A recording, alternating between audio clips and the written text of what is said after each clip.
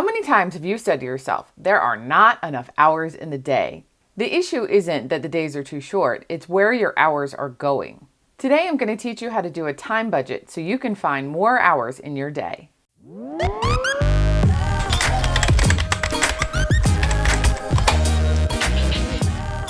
Hi, I'm Jess of JessDickerson.com, and I'm a life coach helping you go from stress to success by giving you the tools to be more confident, more motivated, and less stressed. If you want to make sure you don't miss an episode, go down and hit the subscribe button below. By the end of this video, you're going to know exactly where all of your time goes and how to get back some of those wasted hours. I seriously don't think that I've had a client yet that hasn't said something along the lines of, if I could just manage my time a little better, I know I could get it all done. Now, I'm not saying that's not true for some people, but for the majority of high achievers, it's not about managing the time in your day. The problem is being overcommitted and worn out. If any of this sounds like you, write me in the comments. So let's discuss how you're going to make more time without hacking and slashing at your schedule and just seeing what happens. We're going to discuss how to make a time budget. I want you to take a look at your schedule over the course of a week and figure out how much time is spent on things you're already committed to, and also on things that should realistically be there even if they're not right now, like enough sleep, self-care, and exercise. First, let's talk about sleep. 6.5 hours, no less, and no, I'm not joking. Yes, I get that it can seem hilarious, especially to those people who have been scraping by on 4 hours of sleep a night. However, unless you want your risk of stroke to go up by 450%, then you need to be logging 6.5 hours. Write them in the schedule and we will figure out how you can do that. Next is work and commuting. However long it takes you to get where you need to go, home, school, work, kids' activities, and whatever you need to get done during the biggest part of your day should go in this section. Next is personal obligations. This is anything that's not work related, but that is part of your life. Date night, going out with friends, going to your kids' school play, watching a soccer game. All of that counts, plus factor in any hobbies that really help keep you sane. Next is exercise. No, this isn't an option either.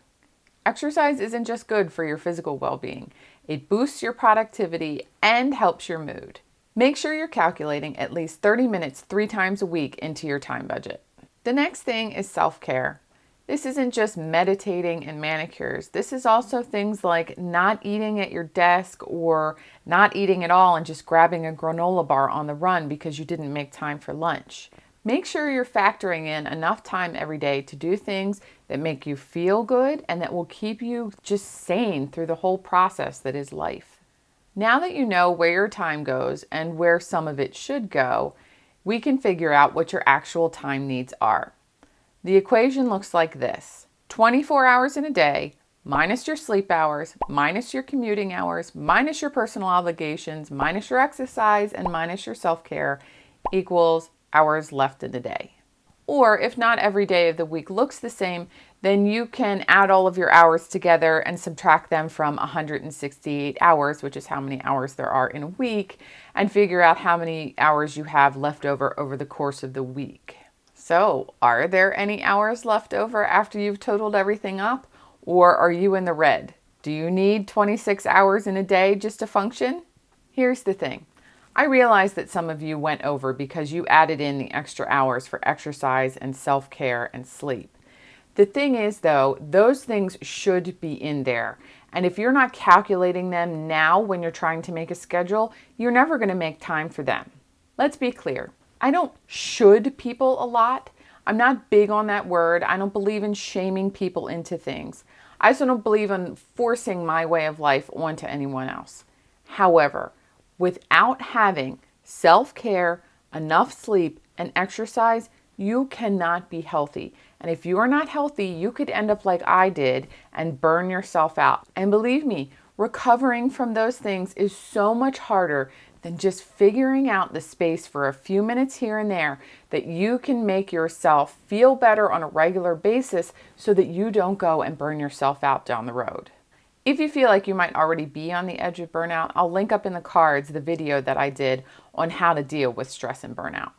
And even if you're not motivated by the fact that burnout sucks, Think about all of the productivity you're going to lose.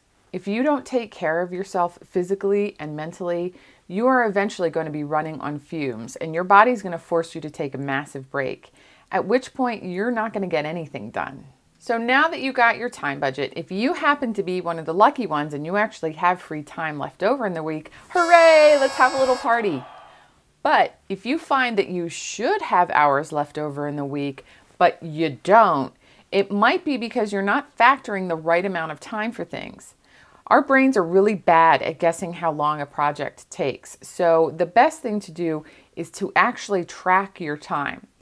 Get yourself a composition notebook or some paper and write down what you do every 15 minutes or so of the day. The email that you thought was only taking you 2 hours of the day might be taking 3.5, and that could be where the time that you thought you had goes. To get more hours in your day, the obvious answer is to cut back. I know, duh. But that advice is terrible and not very specific. And there's really more than one way to downsize so that it doesn't feel like you're just cutting off a limb by hacking away at your schedule. The first way is to ask for help. I am awful at this, but I'm a work in progress too. I also know that I'm not alone. And one of the ways that you can get around this is to stop thinking about it as asking for help and start thinking about it as delegating tasks out. And also, not all of asking for help has to be free help given to you by those around you. You can get help from all kinds of paid sources. There are tons of meal services now that can save you a huge chunk of time in your day. Also, you might have people around you that are constantly offering to help, but you're not exactly how to utilize them, or you feel a little weird taking the help. Just have each person do something small. If you have several people in your life doing a bunch of small things for you, they will feel happy because they're helping you, and it will add up to be a big help in the amount of time that you get back for yourself in a day. This goes for your work stuff too. Yeah, you've already calculated your time for work in a day, but maybe you could even cut that back if you were more efficient. Take a look at your work responsibilities and see if there's anything that you can just delegate out that doesn't need your special creativity to take care of it. The second way to downsize is to scale back. Instead of cutting whole activities out of your schedule, see where you can just cut down on the amount of time that you spend with them. Think about it. Do you really need to volunteer for every single activity for the charity that you work for?